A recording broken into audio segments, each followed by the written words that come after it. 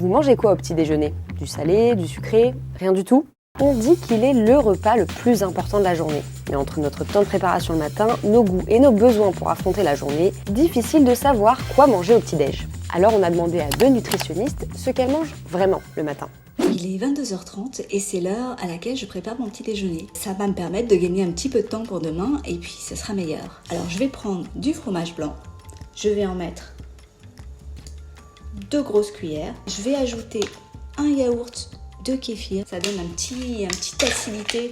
Et puis le kéfir, eh bien, c'est un aliment fermenté, c'est vraiment excellent pour booster notre microbiote. Et puis, je vais ajouter un peu de flocons d'avoine. Moi, je les mets un peu à l'aveugle comme ça, mais en gros, il doit y avoir une vingtaine de grammes. Je ne mets pas énormément. Et c'est ça, en fait, que j'aime faire, c'est de laisser ce mélange reposer toute la nuit dans le frigo parce que, du coup, les flocons d'avoine vont être beaucoup plus mous. J'aime mieux cette texture. C'est ce qu'on appelle un overnight porridge. Et puis, pour finir, je mets quelques petites graines de chia. Voilà, ça va apporter des oméga 3, des fibres. Ça part au frigo. On est jeudi, il est 8h. On se retrouve pour terminer la préparation de mon petit déjeuner. Alors, je vais ajouter quelques graines de chanvre. J'adore leur petit goût un petit peu torréfié. Ça va encore enrichir mon porridge en protéines. Et je vais prendre une poignée d'amandes et de noix. Et puis enfin, je termine avec des petites fraises, des gariguettes. C'est beau, c'est super sain, c'est super gourmand. On passe à table. Regardez la texture que ça donne, à la fois molle, un petit peu gélifiée par les graines de chia.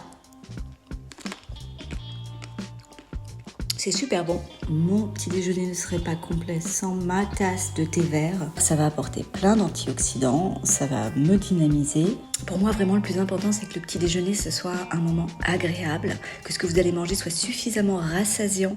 Le week-end, on a peut-être plus de temps pour cuisiner et on peut manger salé par exemple, comme le fait Anne-Laure Laratte. Nous voilà un dimanche matin, il est 11h. Moi le dimanche, je suis plus petit-déj salé, j'ai un peu plus de temps. Petit-déj rapide quand même, en moins de 10 minutes. Alors qu'est-ce que je me suis fait ce matin? Je me suis fait des œufs brouillés avec un petit peu de beurre, donc 2 œufs, pour moi c'est suffisant. Avec 2 tomates, un peu de vinaigrette maison, un petit morceau de pain pour les glucides, histoire d'avoir de l'énergie, et un petit peu de fromage pour mon pain.